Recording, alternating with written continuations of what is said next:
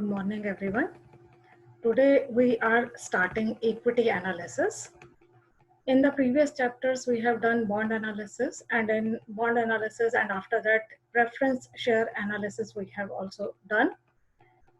Now, in equity analysis, we say an investor can use two types of approaches. One is active approach and other is passive approach. In active approach, investor remains actively involved in the stock market. He analyze all the securities, he select the right type of security, he invest in that, and then he keeps track of the market. At the right time, he exit the market so that he can maximize his returns. But in case of passive approach, he does not involve in equity analysis on an active basis. Once he purchases a security, he keeps that security for a long period of time, and whenever funds are needed, at that time the security is sold, right? So here the person is not maximizing his returns. We can further see the difference in active and passive approach. See, in active approach, the investor actively remains engaged in equity market. He does his own analysis, technical or fundamental, depending upon the need. He evaluates the securities properly and then make investment decision, right? Assumption here is that investor has more information than other participants in the market so that he can select the right type of security and he can earn more than average return on the market. His attempt is to beat the market. That means he tries to earn a return which is higher than the average market return. What happens in passive approach? The investor either doesn't have knowledge of the market or he does not want to devote time or resources for equity analysis. So what he does, he uses buy and hold approach or index fund approach of investment. In buy and hold approach, he buys on the basis of tips given by friends or brokers. That means he is not doing his own analysis. He is buying on the basis of market psychology. Everyone is buying, so I will also buy. Or on the basis of tips of brokers or friends, he is buying. And then he is holding this security for a long period of time. During this time, he is getting annual or periodical return. And whenever funds are needed, he is selling this security. So he is not trying to maximize his profit, right? The approach is not to beat the market, but it is to go by the market. Whatever average return the market is earning, this person is also earning. He can also use index fund approach where investment is made in index fund, index scheme of some mutual fund. Index scheme may be Sensex scheme, it may be Nifty scheme, it may be large cap or other schemes of mutual fund. So whatever that scheme is earning as a whole, the same return the investor will be earning, right? So here investor is satisfied with average return of the market. He is not trying to maximize his return. So active or passive approach, definitely active approach is a better approach because you are maximizing your returns in case of active approach. But most of the retail investors, particularly small investors, they use passive approach, right? So in case of passive approach, two techniques can be there. Buy and hold approach where you are buying and then holding security for a long period of time. Index fund approach where you are investing in some index scheme of a mutual fund. In active approach, the two main techniques are fundamental analysis and technical analysis. Fundamental analysis is basically for long-term investors and technical analysis is mainly used by short-term investors, day traders, etc. This PPT is concentrated on fundamental analysis. So what is fundamental analysis? From the name itself, it is clear you are analyzing fundamental factors relating to equity market, right? So before investing in the market, you are trying to check all fundamental factors, all determinants of earning capacity of a company or market price of a share. The basic purpose here is to find intrinsic value or fair value of the share. So fundamental analysis, the premise here is that in the long run, every share will show its true or intrinsic value. In fundamental analysis, we assume that sooner or later, each share comes to its intrinsic value. So before investing, we must check intrinsic value of the share, right? And what is intrinsic value? Intrinsic value is nothing but present value of all future expected cash flows from the equity share. Now, regarding equity share, the returns are not certain. When we invest in bond, we have done that interest will be received at a fixed rate, and at the time of maturity, you will be getting the predetermined redemption value. You know your cash flows in advance with certainty. But in case of equity share, what are future cash inflows? Future cash inflows may be in the form of dividend, or at the end of your holding period, when you are selling the share, you will be receiving the market price. Both these components of cash flows are totally uncertain. Neither amount of cash flow nor the timing of cash flow is certain in case of equity shares, right? It depends on large number of factors. So if you have to analyze equity, you have to analyze large number of factors. In fundamental analysis, what we do, we attempt to analyze all the determinants of fair value of the security. It involves in-depth analysis of all possible factors that may impact earning prospects, dividend policy, or price of the share. The objective is to find intrinsic value of the security, compare that with market price so that you can find overpriced or underpriced securities, and accordingly, you have to make your investment decision, right? Number of factors relating to economy, industry, and company, these are analyzed in fundamental technique of equity analysis. Now, fundamental analysis can be done in two ways.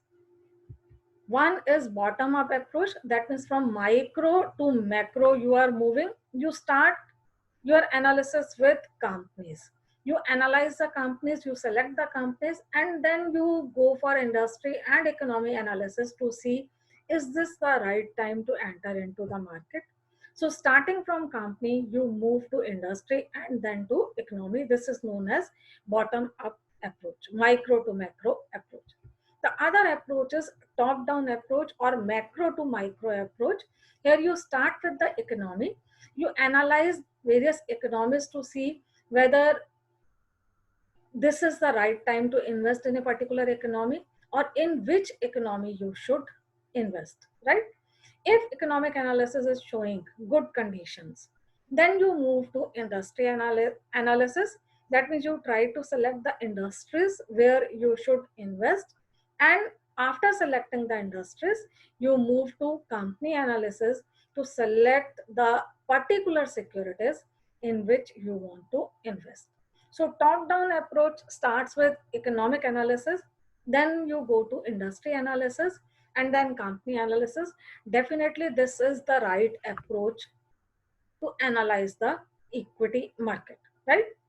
You should always start with economic analysis. If conditions in the economy are not good, then there is no use of doing industry or company analysis. You need to wait for right time to invest in the market. So this EIC approach, also known as three-tier approach, this is the main approach that we have to do in fundamental analysis. EIC approach has three stages. The first stage is economic analysis. That means you are trying to analyze forces operating in the economy that may have bearing on the stock market, right? And these forces that will definitely impact investment decisions. You have to analyze number of factors which may impact capital market, like budget announced by the government, GDP growth rate. In GDP growth rate, various components are there. The important one is industrial growth rate, then fiscal and monetary policies of the government, inflation rate, level of interest rate, business cycles, whether booms are there or depression is there, export import analysis, mainly important for companies which are exporting or importing, sentiments in the economy, whether mood of the investor in the market is good or bad, causing booms and depressions in the market, law and order situation. All these factors are analyzed to see in which economy you can invest, or is this the right time to invest in the economy. Suppose you can invest, you are a big investor, you can invest in different countries. Now you have to see in which country, in which stock market you can invest. You will have to analyze all these factors. Even when you are investing in a particular country, say in India I want to invest, you must see whether this is the right time to invest in India or not, right? So all these factors are analyzed to see general direction of the economy and to decide whether this is the right time to invest or not. If economic analysis is showing strong and vibrant economic conditions, then more and more investors, whether domestic or foreign investor, whether individual or institutional investors, more and more investors will be investing in the capital market, right? This is mainly useful for large and institutional investors who invest in different countries, but retail investors should also broadly see the economic conditions before investing. After doing economic analysis, if green signal is there, that means you can invest, market is expected to do well, then you should go to the second stage, which is industry analysis. Keep this thing in mind, even when market is doing well, all the industries may not be doing well. Even when market is in depression, all the industries may not be responding in the same way. So industry analysis is necessary to assess performance and prospects of different industries in the economy. In industry analysis, we analyze different factors like nature, structure, or characteristics of the industry. Then stage of industry life cycle. This is very important, whether industry is in introduction stage, growth stage, maturity stage, or at decline or saturation stage. You need to check this particular thing. Keep this thing in mind. Only speculators invest in introductory stage. If pioneer or introductory stage is there, this is the risky stage. Things are not clear. Investors usually avoid this stage, but speculators, they may invest in this stage.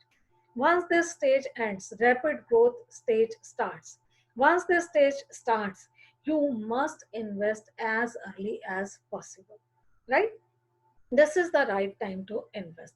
After rapid growth stage ends, maturity stage is there.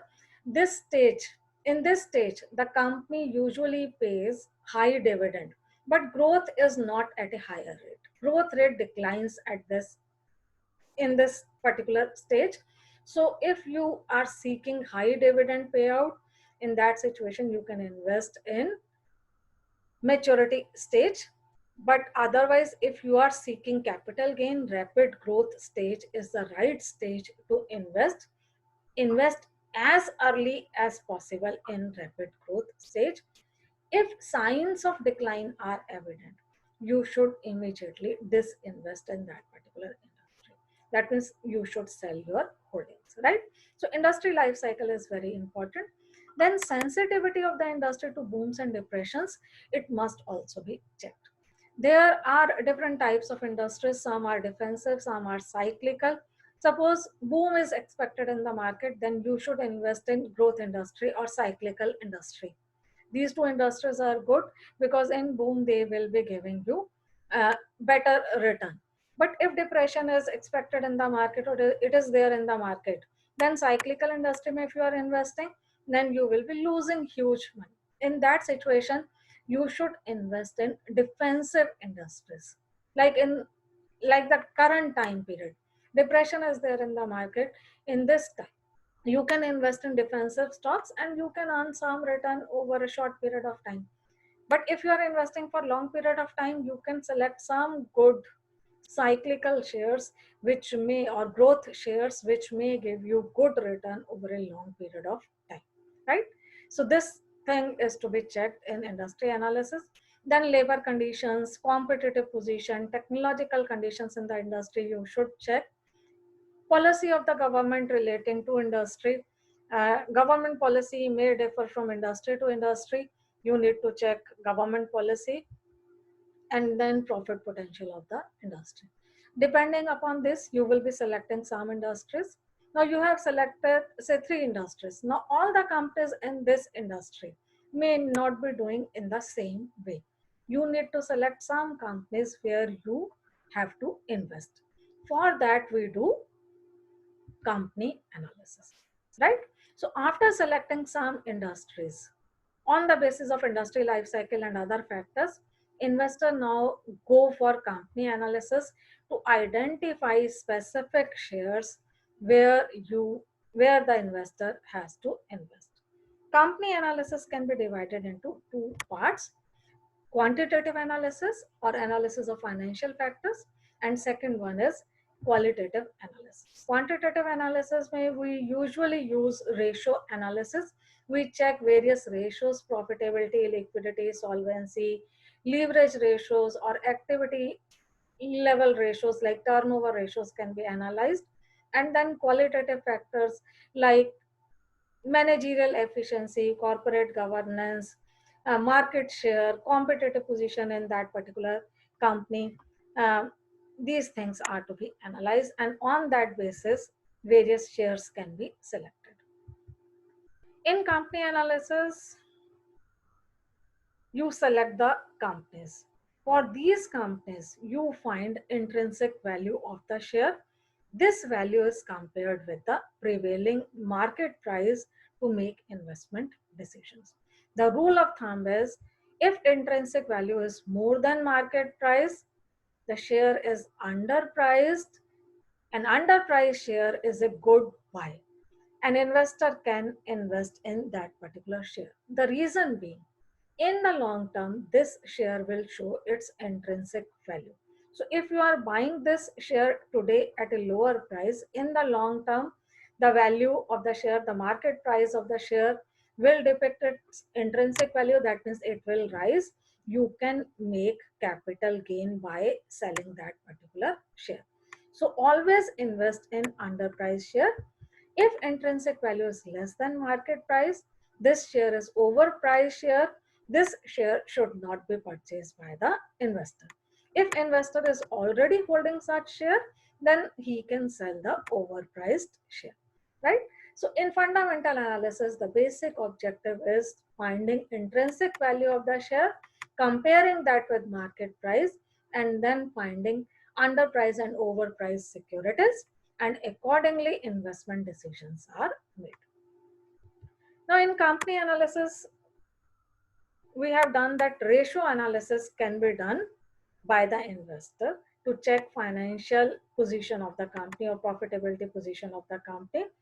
For equity investor, these are some important ratios. One is return on equity, which is equal to profits available for equity shareholders divided by equity shareholders funds, where PAT, profit after taxes, EBIT minus interest minus taxes. From PAT, if you deduct preference dividend, you get earnings of equity shareholders. These are divided by equity shareholders funds, which are equal to paid up share capital plus reserves, right? So return on equity, this indicates how much return equity shareholders can get from the company. Then book value per share, this is equal to equity shareholders funds, that means paid up capital plus all reserves divided by number of equity shares. You can find earning per share, which is earnings available to equity shareholders divided by number of equity shares. This is a commonly used ratio in equity analysis. Then dividend per share, all the earnings of the company may not be distributed as dividend. So investors, equity investors, they are interested in dividend per share. How much dividend company is paying? So total dividend received divided by number of equity shares. This will give you dividend per share. You can also calculate dividend payout ratio. This is total profit distributed divided by profits available to equity shareholders. Suppose profits available to equity shareholders are 10 lakhs. Company has decided to distribute only 5 lakh. So DP ratio here is 0.5. In percentage, this is 50%, right? You can also calculate it using this formula, DPS divided by EPS into 100. This will give you dividend payout ratio. Then very important ratio is price earning ratio. That means what is the ratio in prevailing market price of the share and earning per share of the company. This ratio is commonly used in the market to analyze equity shares. Suppose PE ratio is very high. It may indicate two things. One, it may indicate that share is overpriced. As compared to EPS, market price is very high. So this share is overpriced, share should not be purchased. It may also indicate confidence of the investor in the company. If company has good growth prospects, even when the current earning per share is low, investor is ready to pay high price for the share. In this situation, this share should be purchased because in future the share is expected to give good returns to the investor. Otherwise is also true. If PE ratio is on lower side, in that situation it may indicate that share is underpriced, or it may also indicate that this company may not have any growth prospects. That's why shareholders, that's why in the market buyers are not ready to pay high price for this particular share, right? So PE ratio should be carefully analyzed by the prospective equity shareholder. Then using MPS, you can calculate earning yield, which is EPS divided by MPS into 100. This shows earning capacity of the company as compared to market price. This is inverse of your PE ratio. Earning yield is inverse of PE ratio, and then dividend yield can also be calculated. These are important ratios for the equity shareholder. We can do one illustration. See, in the illustration, annual turnover is given 50 lakh, operating profits are 20% of 50 lakh, that means 10 lakh. Equity share capital is given 20 lakh, face value is 100, that means 20,000 shares are there, capital reserve 5 lakh. 12% preference share capital of 20 lakh is there, 10% long-term loan of 10 lakh, 12% debentures, tax rate, dividend payout ratio 50%, and price earning ratio of 30 is given. You have to calculate return on equity, earning per share, dividend per share, market price of the share. For that you can use PE ratio and EPS, earning yield and dividend yield, right? So one by one we can do. For before calculating the ratios, you need to prepare income statement. See, this is the income statement, starting with the operating profits. Operating profits we have done, we have seen are 20% of the annual turnover. So operating profits are 10 lakh. From that, deduct interest on debentures and loans.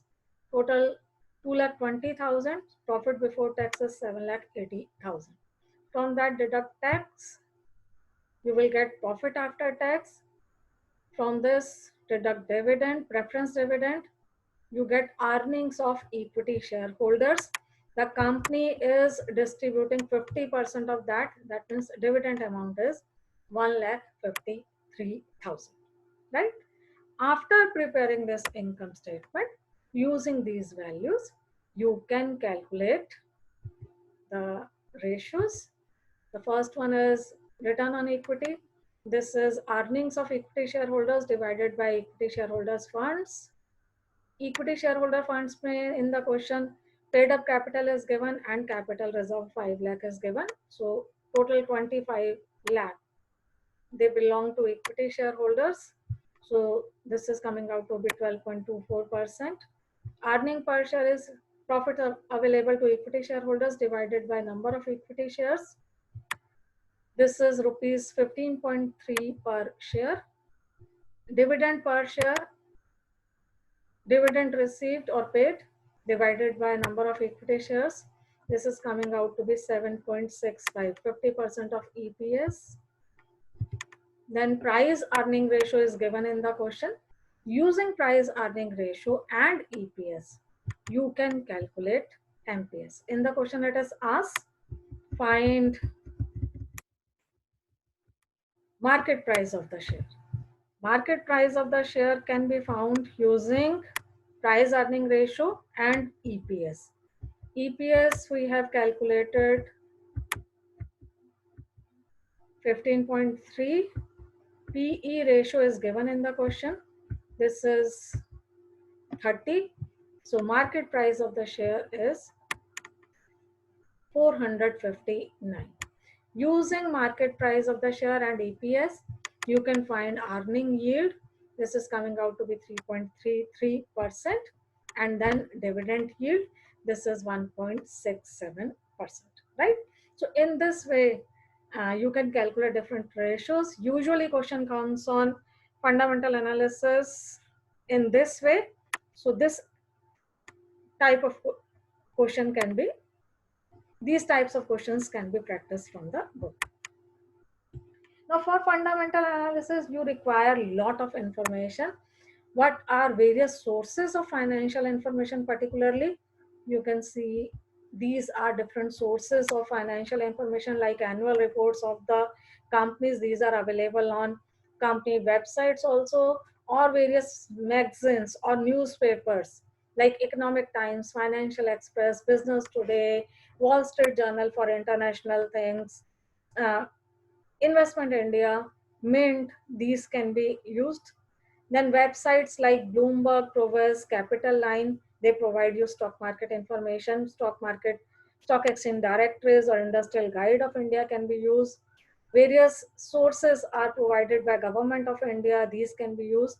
International sources, those who want to analyze different economies, they can use international sources like IMF report, World Bank report, UNO provide some information that can be used.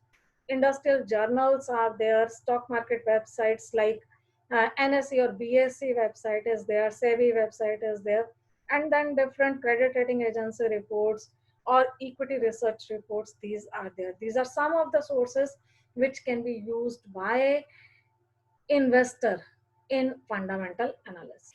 Now regarding fundamental analysis, this is a very, very good type of analysis, particularly for long-term investor. If you have to make rational decision making, then fundamental analysis is must. For value investing, for investing in good shares, fundamental analysis must be done. But this analysis has some limitations because lot of data is required. Collecting this data requires time, requires money, resources. This is tedious and time consuming. This is expensive analysis, and small investors mainly finds this very, very difficult. If data collected is not right, suppose you are collecting data from annual reports may be falsified, they may provide you wrong information, window dressing may be there. If information analyzed is inadequate or this is incorrect, then results of fundamental analysis will not be good, right? So it will not give you good results. So try to collect information from various sources, different types of sources, and then do fundamental analysis. Fundamental analysis is based on the assumption that sooner or later each share will show its intrinsic value. But if market is behaving irrationally, and that too for a long period of time, if panic is there, greed is there, unjustified optimism or pessimism is there, in that situation for a long period of time also, share will never come to its intrinsic value. The entire fundamental analysis in that situation will become useless, right? So this is one of the major limitation of fundamental analysis, and definitely it is difficult to use for small investor, but for large investor bulk investor, institutional investor, we say this analysis is very, very important. Even small investor, if investor is investing for a long period of time for value investing, some kind of fundamental analysis must be done. Despite these limitations, the analysis is very, very useful analysis with all the precautions, and keeping in mind these limitations, this analysis must be done, right? Now you can try these questions, and then on ratio analysis from different books, you can try practical questions.